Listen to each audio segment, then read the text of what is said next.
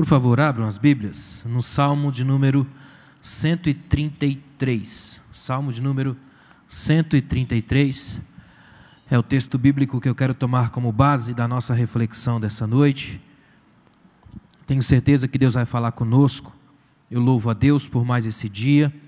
Quero agradecer a Deus pela sua vida, pela sua casa, sua família. A gente se reúne aqui para adorar a Deus e para sermos ungidos pelo Senhor aqui hoje. Amém, irmãos?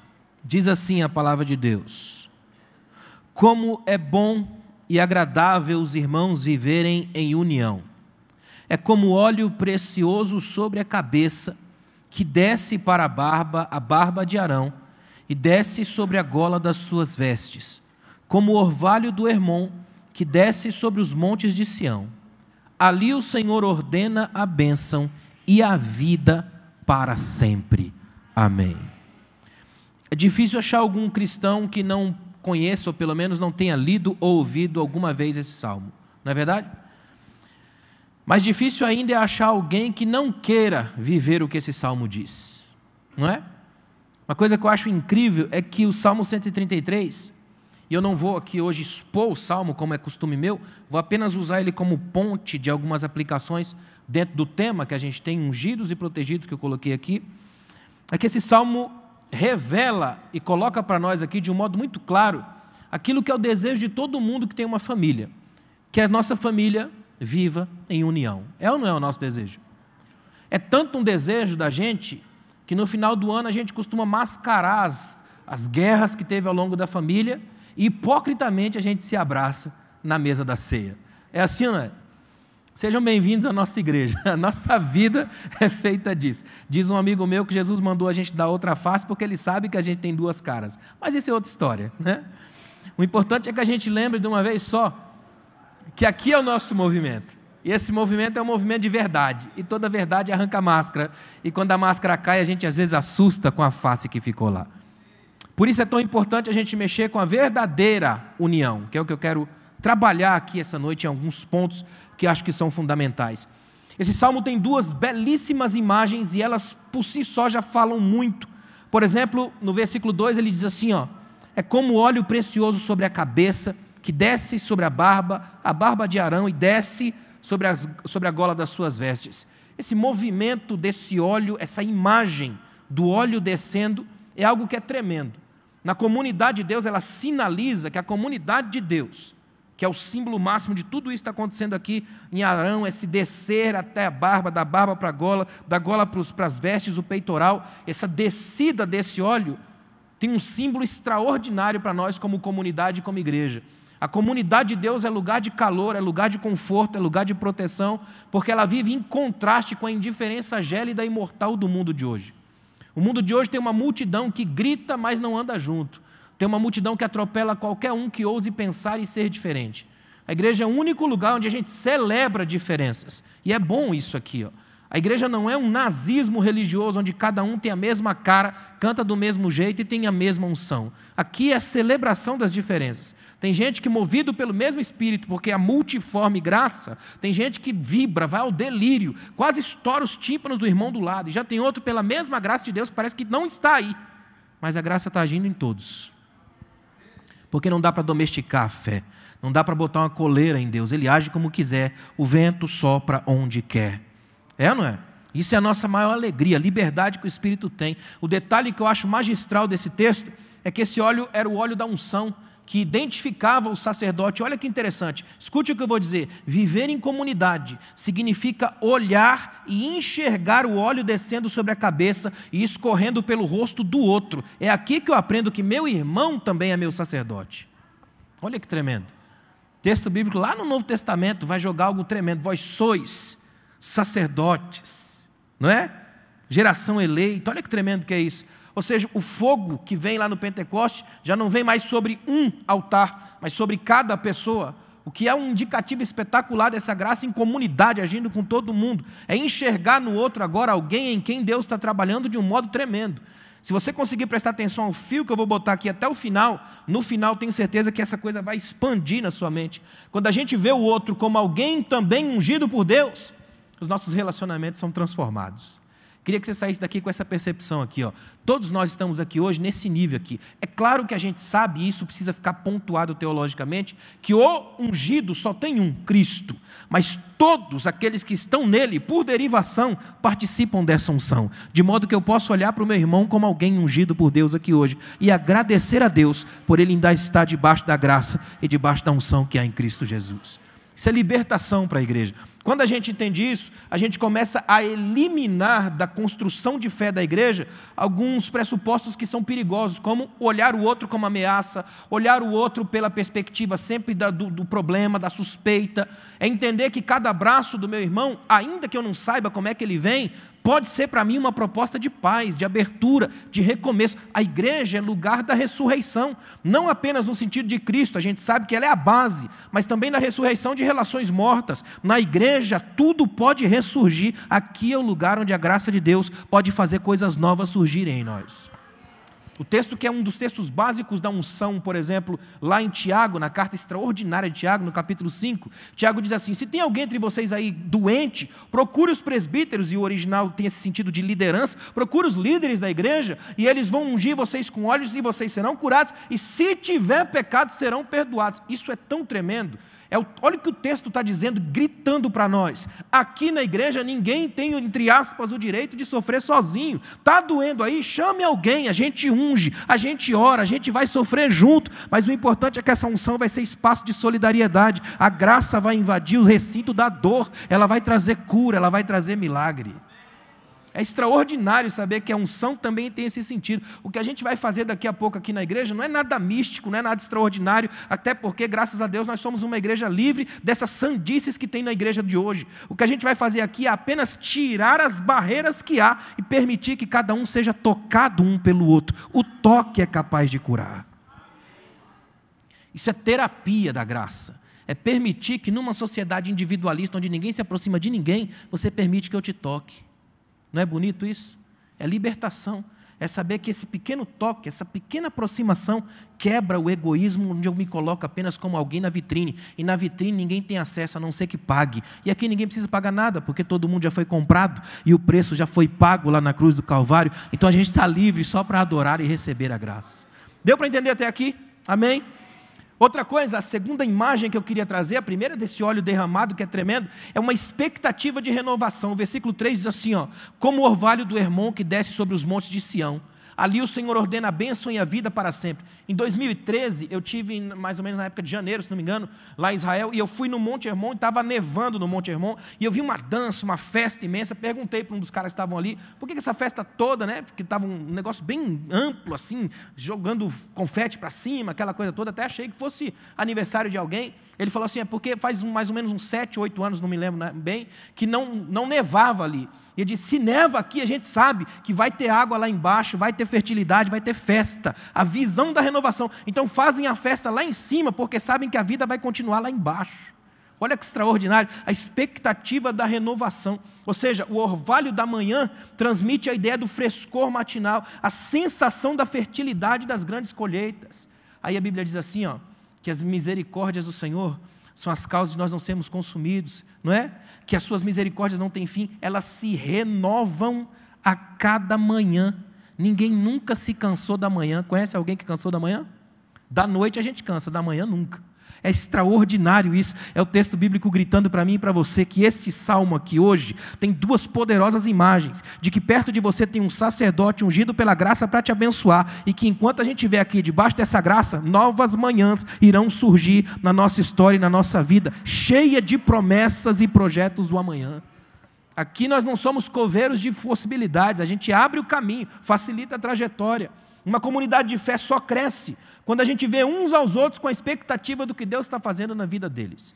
Olha que interessante, quando eu olho para um irmão na igreja, qualquer pessoa na igreja, com a expectativa do que Deus está fazendo na vida dele, isso é libertador. Eu posso contar isso como um testemunho pessoal para mim. Eu vi a minha esposa passar por uma transformação extraordinária no manancial feminino. Porque quando a comunhão é verdadeira, ela produz frutos para a eternidade. A igreja é um lugar onde a gente se sara e é sarado pelos outros. A igreja é um ambiente de troca de vida, de alma, de coração, nesse sentido. É aprender o lugar da renovação da comunhão completa todos os dias. É saber que aqui a gente está experimentando novas coisas todos os dias. Na linguagem de Paulo é novidade de vida, experimentar uma novidade. Aliás, é tão bom falar de novidade de vida, porque a gente vive num tempo onde tudo parece ser a mesma coisa, um cansaço, uma mesmice. É por isso que as pessoas vivem tão escravas à procura o tempo todo de alguma coisa que apareça, que surja. É a busca translocada por algo novo, quando não experimentam essa coisa aqui dentro. Aí eu coloquei aqui que a família ungida e protegida é aquela onde cada um ama ver o que Deus está fazendo na vida dos outros.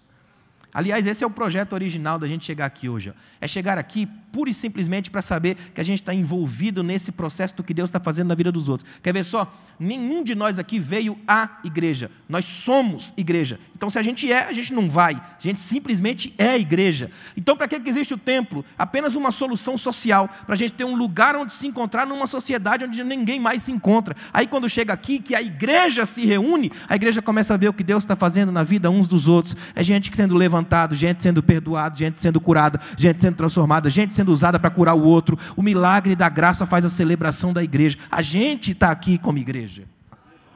É por isso que a gente está aqui essa noite. E essa graça está aqui, graças a Deus por isso. Amém, irmãos? Quero mostrar alguns detalhes para vocês à luz desse salmo. Primeira coisa que é fundamental: a verdadeira união deve ser a nossa essência e o nosso fundamento. Amém, irmãos? É fundamental entender isso aqui, ó. A verdadeira união deve ser a nossa essência e o nosso fundamento. Não é possível que uma igreja se conheça como igreja cristã e nela haja um princípio de não unidade. Nela haja um princípio sempre de egoísmo, de individualismo. Esses ismos são mortais na igreja. A igreja é lugar de celebração do outro. Na igreja você deve se sentir o máximo de feliz possível com qualquer vitória de alguém perto de você. Porque se isso não acontecer, é porque você foi picado pelo vírus mortal da inveja. A palavra inveja é uma das mais incríveis da língua portuguesa. Eu sou um pesquisador, você já me conhece. Eu amo essa palavra inveja, pela capacidade que ela tem. Quer ver? Só para brincar um pouquinho. Ela tem um prefixo in, e esse prefixo, é porque a palavra é do latim, invidere. Prefixo mais o substantivo. In é prefixo que pode ser, por exemplo, usado para perfuração. Daí a gente tem palavras como íntimo, aquilo que é de dentro, intimidade, injuriar, inferir. Agora pensa no in como perfuração e bota o substantivo videre, ver ou enxergar. Invidere. Como é que é isso? É alguém que olha com ódio, com tanta raiva que tem um desejo imenso de destruir tudo que você é e tem. Aristóteles dizia que o invejoso nem quer ter o que você tem, basta para ele que você não tenha. É o ódio, aquilo enche os olhos. Fernando Pessoa diz que a inveja dá movimento aos olhos, o olho do invejoso não para nunca. É por isso que no inferno de Dante, quando os invejosos entravam, tinha um rosto costurado com arame, porque a maldição do invejoso é enxergar só a si. Você já viu alguém num encontro da sua família, todo mundo à mesa, alguém bater no peito e falar, eu sou invejoso? Já viu alguém falar isso? A inveja é um pecado tão ruim que quem tem quer se libertar. Dizem que o ápice da inveja é o invejoso que tem inveja de quem se livrou da inveja. Invidere, prefixo de perfuração. Ou seja, o invejoso olha o seu sucesso com tanto ódio que começa a jogar facas do olhar no intuito de injuriar o teu sucesso. Só que essas facas nunca te atingem, porque o problema do invejoso é com ele, não com os outros. De modo que essas facas saem do olho até inchar, de modo que ele fica com o olho bem grande. Daí que vem olho gordo. Deu para entender? Gigantado, aquela coisa. Também pode ter o sentido de negação, invidere como sentido de negação, que significa que é o que vê não vendo, vê torcendo contra, gente que vê com raiva, é gente que olha para qualquer luz e a qualquer luz incomoda, é uma síndrome que mata, qualquer brilho apaga a luz dele. Os indianos contam uma história que uma serpente estava perseguindo um vagalume, encostou o vagalume na parede, levantou para dar o bote, aí ele para e pergunta para ela, posso te fazer 3 perguntas? Ela pode. Primeira pergunta, você se alimenta de coisas como eu? Ela começa a enumerar, não, nunca comi, a primeira vez. Segunda pergunta, eu te fiz alguma coisa? Ela diz, não. Então, se você não se alimenta de coisas como eu e eu não te fiz nada, por que você quer me destruir? Ela responde, porque eu não suporto ver você brilhar. O nome disso é inveja. Toda serpente perto de você fica eriçada quando vê você vencer. Portanto, se você olhar para o sucesso de qualquer pessoa aqui dentro e doer, é porque você está com óculos escuros, o olho inchou, peça misericórdia o mais rápido possível. Agora, se qualquer pessoa ameaçar vencer e você já glorificar, você está livre, seus olhos são curados, você pode olhar na direção do sol, na direção da graça. A verdadeira união deve ser a nossa essência, deve ser o nosso fundamento. Olha que interessante, esse Salmo 133 trata a união, a unidade da igreja como uma bem-aventurança, eu acho bonito isso. Ele abre com o texto, ó como é bom, é uma expressão de graça, e isso é um louvor, provavelmente de Davi, ó como é bom e suave ou agradável viver em união com os meus irmãos. E a expressão, o tremendo é essa expressão no original, porque a sensação que se tem de quem canta isso no original é que como é bom estar sentado à mesa com os meus irmãos. Porque isso aqui, se você olhar na sua Bíblia, é o final do Cântico dos Degraus, ou Cântico de Subida, provavelmente até já na volta de Jerusalém, voltando de Jerusalém depois que a família prestou culto. Só que a ideia de Davi aqui é poder dizer assim, ó, não tem nada melhor para mim do que sentar à mesa com os meus irmãos. E você vai para a Bíblia e vai ver que Davi tinha problema sério com os irmãos, dificilmente comia em casa. Então, para ele poder sentar à mesa com os irmãos, nem que seja uma vez na vida, é motivo de gerar uma poesia como essa aqui. Ó. Ele grita, como é bom sentar lado a lado com alguém, esses irmãos do meu lado, eles amam, eles cantam comigo, eles celebram comigo. Eu nem tenho como estar com eles, mas se eles estão à mesa comigo, eu faço a festa da vida, nem que seja tomar um café. É importante que essa mesa seja repleta de conteúdo, e o conteúdo dessa mesa hoje são os meus irmãos. Não há nada pior do que mesa vazia, ou pior, de uma mesa que só gera angústia. Só quem já esteve numa mesa de decepção, a mesa do divórcio, não é? A mesa onde você tem que assinar papéis que odeia, sabe o que é uma antimesa? Acho que é por isso que muita gente, quando resolve brigar, quebrar tudo, vira a mesa, né? Ou quebra a mesa. Tem sempre essa expressão, sempre tem uma mesa perto da gente, já notaram isso?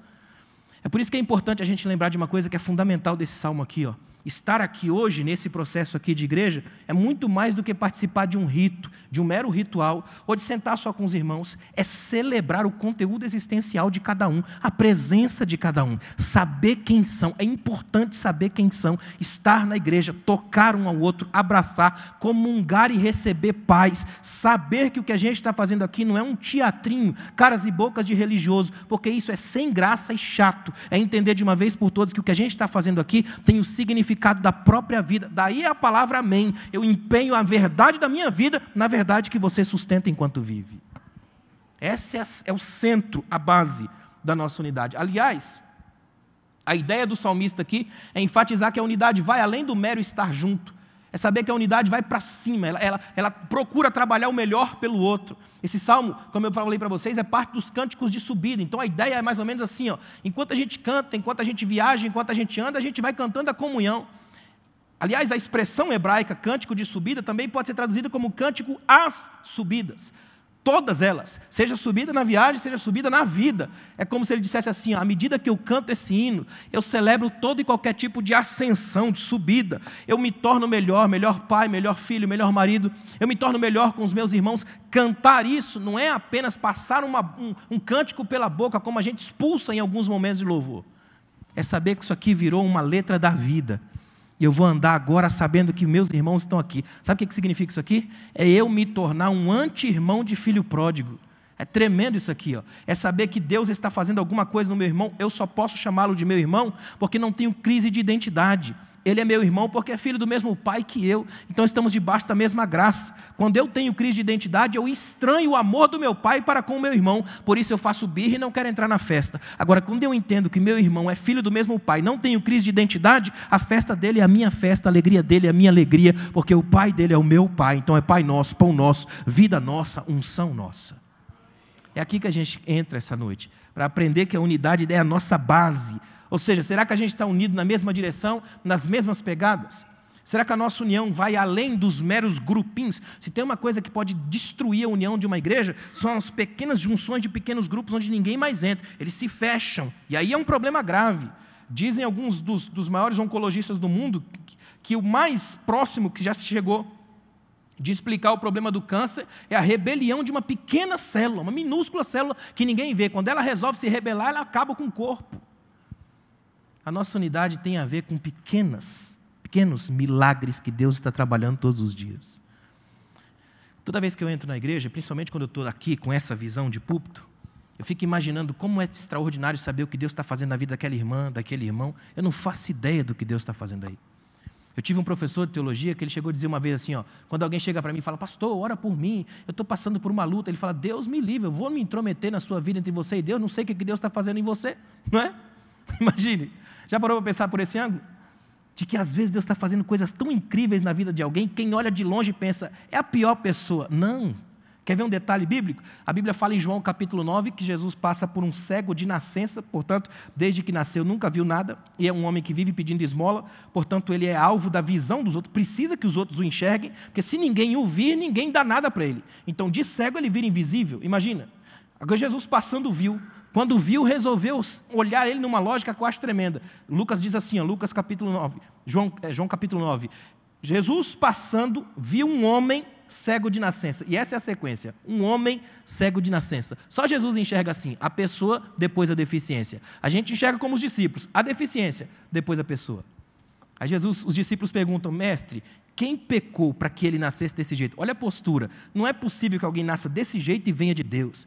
Esse é o tipo de postura anti-fé. É gente que olha de cima. Nós somos perfeitos. A gente é tudo crente. Agora, olha como é que esse cara nasceu. Isso não pode vir de Deus. Aí Jesus diz uma frase. Nem ele, nem os pais pecaram, mas isso lhe aconteceu para que, esse para que é tremendo, para que nele se manifestassem as obras de Deus. Olha o que Jesus está dizendo, esse aqui é diferente, esse aqui Deus fez ele e deixou as janelas da vida fechadas, porque ele iria abrir pessoalmente, ele é melhor que vocês. Mudem a perspectiva. É Jesus dizendo, eu quero que vocês olhem por outro ângulo. Ele não é um coitado, é alguém em quem Deus está fazendo uma obra infinitamente maior do que vocês poderiam imaginar. Sempre Deus está fazendo algo na vida de alguém. E é isso que Ele está fazendo aqui essa noite, nas nossas vidas. Você crê nisso? Segunda coisa, olha que interessante, a verdadeira união ainda é um desafio. É bom a gente lembrar disso, que a verdadeira união ainda é um desafio. Se tem uma coisa que eu tenho certeza que acontece em todas as famílias que têm irmãos, é que irmãos brigam. Sim ou não? Começa na Bíblia, né? A primeira história da Bíblia de irmãos morando junto é uma história de assassinato. A primeira pergunta, vamos colocar nesse sentido forte de Deus, vamos colocar no sentido mesmo tratando diretamente com a família de Deus, é onde é que está seu irmão? É uma pergunta complicada, essa busca do irmão, e interessante a resposta, e eu sou lá cuidador do meu irmão, essa resposta até hoje aparece na gente. Ainda temos esse tipo de relação conflituosa. Irmãos brigam. Tem um hino cantado nos Estados Unidos que a primeira frase diz assim, ó, viver com os santos lá no céu, ó que glória. A segunda estrofe, viver com os santos aqui na terra já é outra história. Não é verdade? Enquanto a gente está aqui é complicado. Irmãos brigam, e brigam às vezes muito. Eu fiz uma listinha, por exemplo, a lista é longa, principalmente se você incluir outros graus de parentesco. Por exemplo, Abraão e Ló, é tio e sobrinho, que dá tanto problema que resolve cada um para um lado. Você tem os irmãos Ismael e Isaque, Esaú e Jacó, você tem José e seus irmãos, Jefité sendo expulso por seus meio-irmãos, Davi e seus irmãos, Absalão e Aminon, isso sem falar na divisão do reino, nas disputas entre samaritanos e judeus. Nem Jesus escapou disso. Em João 7, verso 5, diz assim, ó, nem os seus irmãos acreditavam nele. Onde tem irmão, tem crise. É por isso que você nunca pode sair de uma igreja porque você encontrou problemas lá. Porque quando você chegar na outra igreja, você vai encontrar os mesmos problemas, e se não encontrar, é capaz que você leve. Não é? Porque a montagem é a mesma. Onde a gente for, vai encontrar gente. E onde tem gente, tem crise, tem problema. Você não vai encontrar igreja perfeita, em lugar nenhum. A gente vive num mundo marcado por imperfeições, numa religião de imperfeitos. Cobrar a perfeição do outro é ser estranhamente hipócrita. É se reconhecer no outro. Simples assim. Do mesmo modo como eu, olhando para o irmão, reconheço alguém em quem Deus trabalhando, reconheço alguém que é um sacerdote, também reconheço alguém que é um pecador. Porque todo pecador se reconhece, né? A gente está junto no mesmo nível. E olha que coisa interessante, até nisso tem um toque de beleza nesse salmo. Quando a gente olha para esse salmo, a gente entende gente ungido, gente que está trabalhando junto, que está cantando junto e que sabe que é pecador. Gente que sabe que tem um processo para caminhar, estão correndo risco na estrada, estão viajando, estão juntos, mas vão chegar, vão unidos, felizes, ainda que com um monte de problemas. A gente se juntar, todas as nossas crises aqui familiares, para contar só a graça. Mas você experimenta ter um problema na família e todo mundo se junta. A beleza da família está exatamente nisso, nessa capacidade que a gente tem de estar aqui hoje e agradecer a Deus, porque apesar de imperfeitos como nós somos, Ele ainda se manifesta em nós e traz para nós o melhor que Ele tem: Cristo, a graça, seu amor derramado, a sua unção, a sua vida, o seu Espírito trabalhando na gente. Apesar da gente, essa graça trabalha, ela está em nós.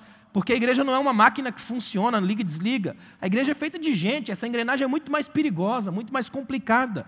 Na igreja, todo abraço pode ser ao mesmo tempo uma bênção ou o princípio de um estrangulamento.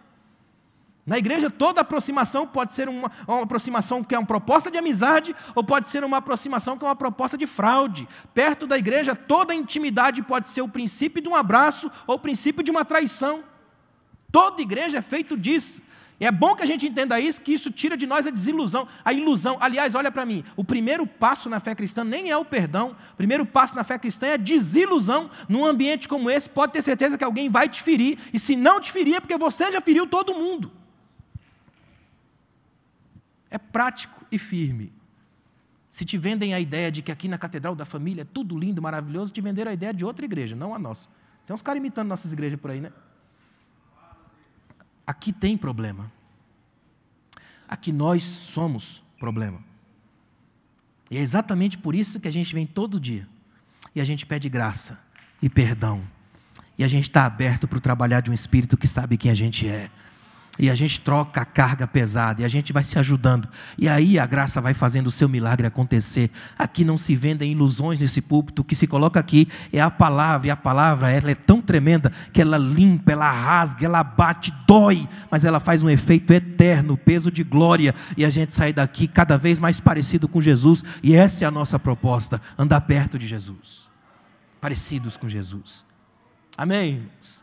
Terceiro, olha que interessante, a verdadeira união vai produzir efeitos gloriosos. O Salmo tem duas imagens que são ilustrativas, o óleo e o orvalho. Aí eu estava olhando na Bíblia, o óleo além de caro era perfumado. Em Êxodo, capítulo 30, versículos 22 a 25, fala desse óleo aqui. Olha que interessante, ó. O Senhor disse a Moisés: junte as seguintes especiarias: 6 quilos de mirra líquida, a metade disso, ou seja, 3 quilos de canela, 3 quilos de cana aromática, 6 quilos de cássia, a pastora Cássia tem tudo, com base no peso padrão do santuário, e 1 galão de azeite de oliva. Agora, olha que interessante, ó. Faça com eles o óleo sagrado para as unções, uma mistura de aromas, obra de perfumista.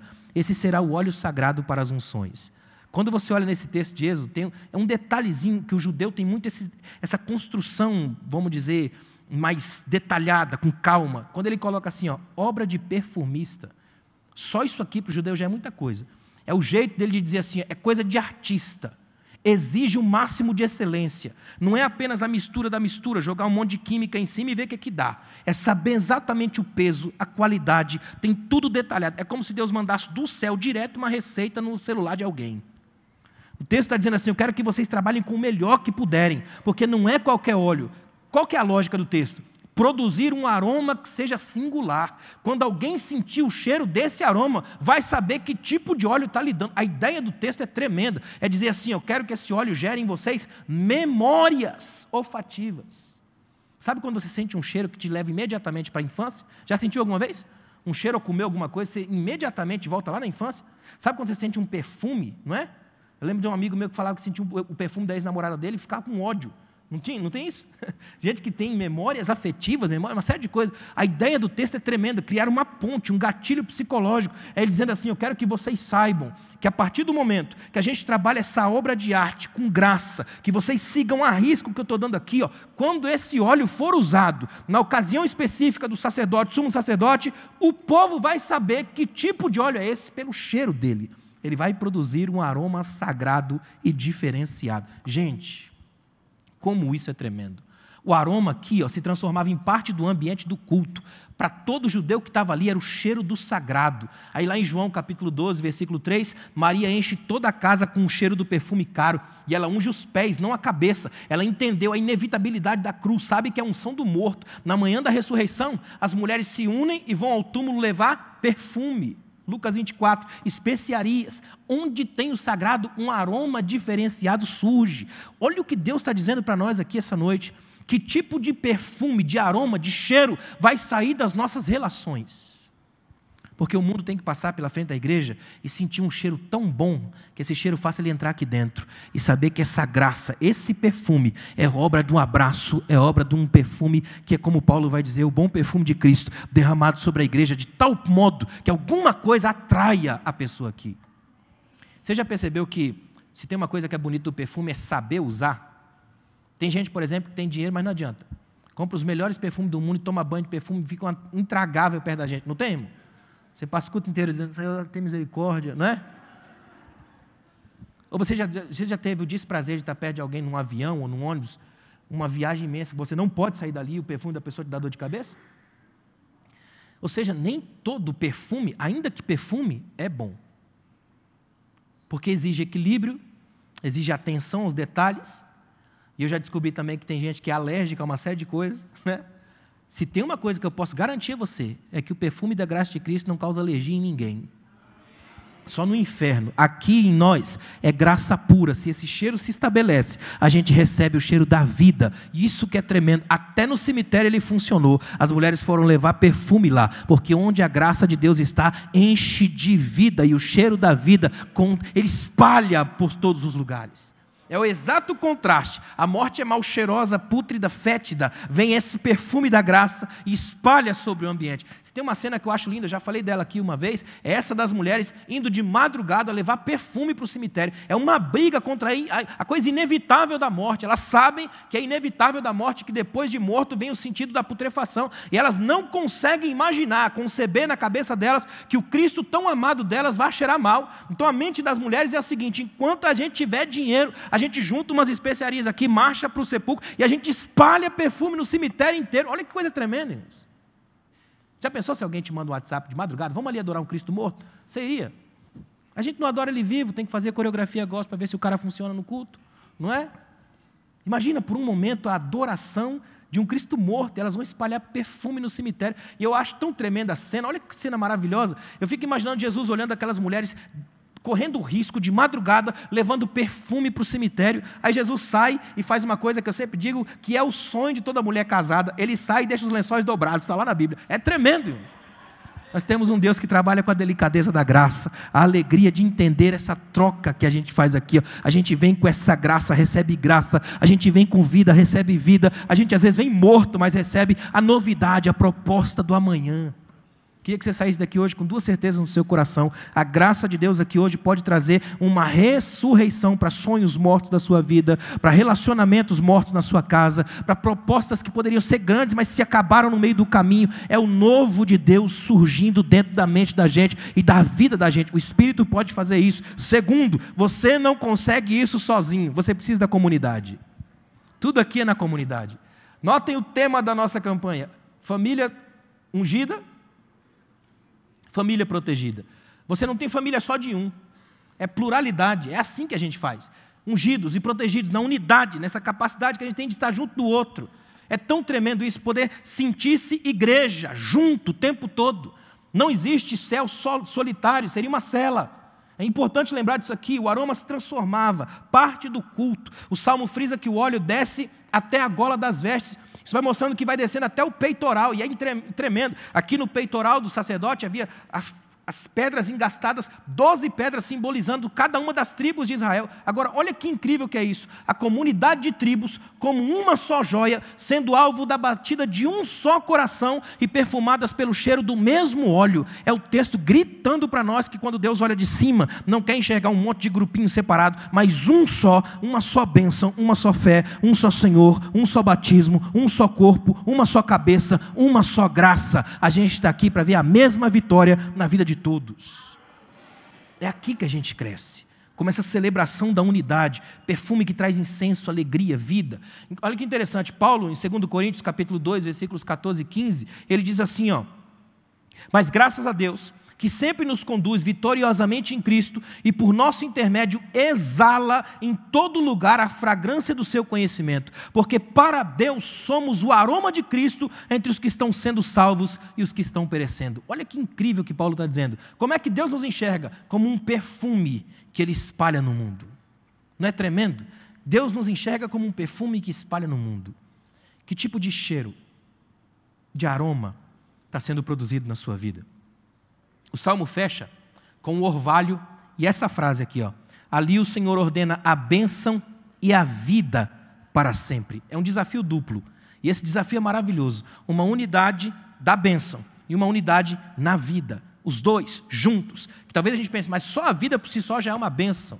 Só que a ideia aqui é tremenda. Não é apenas que eu receba uma bênção, mas que eu me torne uma. Que a minha vida seja uma bênção. É muito mais fácil pedir uma bênção do que se tornar uma bênção. E você vai encontrar muito mais na Bíblia elementos para que eu seja bênção do que para que eu peça bênçãos. Esse cristianismo consumista que só pede, não aprendeu a se tornar. E Deus nos trouxe aqui hoje para se tornar e não apenas para pedir. Queria que você saísse daqui um milagre hoje. Que você saia daqui hoje uma bênção. Melhor marido que você puder, a melhor esposa que puder, o melhor pai, o melhor filho, a melhor mãe, a melhor filha. Você pode sair daqui hoje infinitamente melhor do que entrou. E sabe por quê? Porque o que a gente está colocando aqui não é apenas uma palestra de autoajuda. O que a gente está colocando aqui é um chamado de ajuda do alto. É diferente. Ele produz um caminhar muito mais íntimo com Deus. E todo caminhar com Deus é complicado, perigoso e difícil. Porque passa pelo nosso autoconhecimento. E quanto mais a gente se afunda na gente mesmo, mais desesperador se torna. Aí é que a gente clama. E Ele nos pega com a sua mão e nos coloca de pé. É por isso que a gente está vivo aqui hoje. Por causa dessa graça, capaz de nos levar cada vez mais longe pela fé. À luz desse salmo aqui, ó, a nossa comunidade, e aqui você pode colocar qualquer ajuntamento de pessoa, família, igreja, nação, precisa lutar para manter a sua unidade e exalar o cheiro do amor. É isso que, além de nos proteger, nos consagra. Quando Jesus vai contar a parábola do filho pródigo, ele começa assim, ó, um homem tinha 2 filhos. Eu acho interessante que ele não diz assim, um pai tinha 2 filhos. Quem fala pai são os meninos da parábola.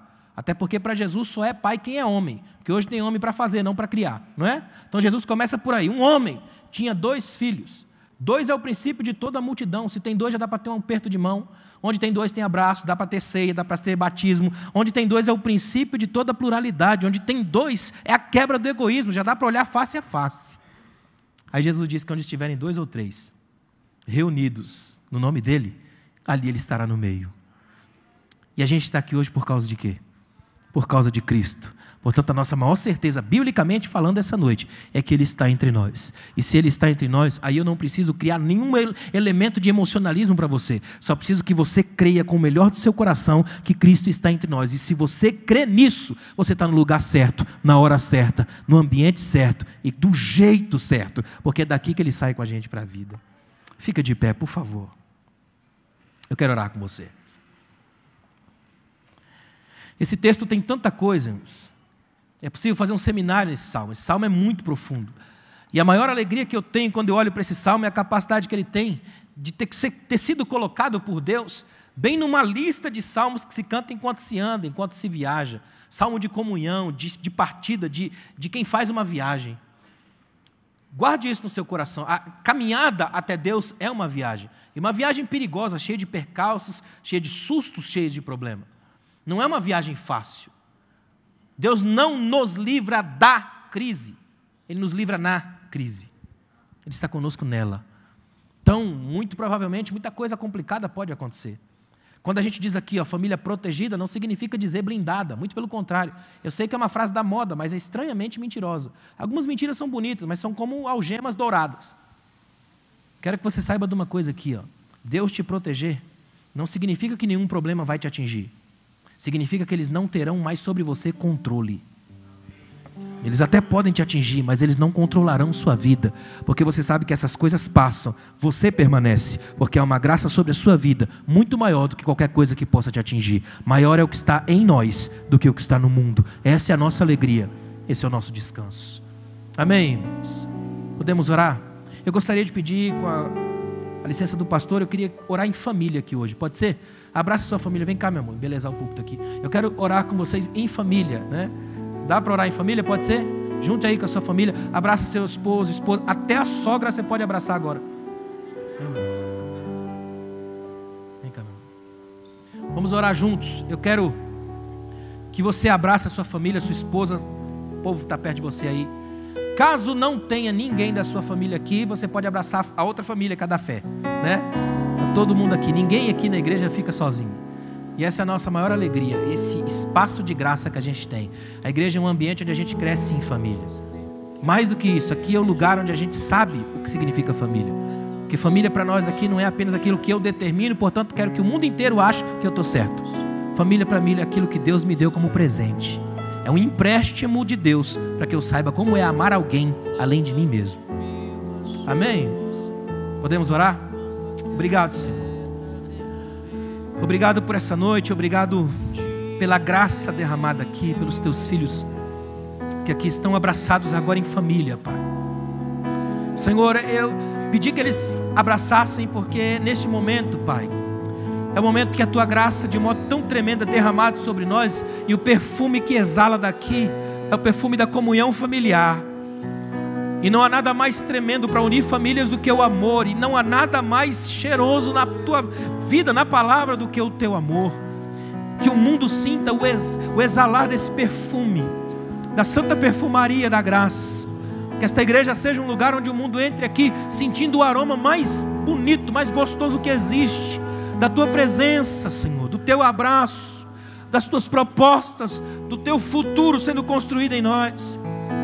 Se porventura alguma família em crise aqui, quebrada, machucada, que hoje saia daqui tocada, transformada, restaurada, abençoada, protegida, Senhor, pela Tua palavra. Que a gente saia daqui essa noite ungidos para ungir, abençoados para abençoar, curados para curar e transformados para sairmos daqui como agentes de transformação. Que ninguém, Senhor, se perca aqui, mas que saiamos daqui totalmente tocados por essa graça capaz de sarar. Obrigado, Deus, por tudo, no poderoso nome de Jesus. Amém. Deus abençoe. Obrigado, pastor. Faz tempo que eu não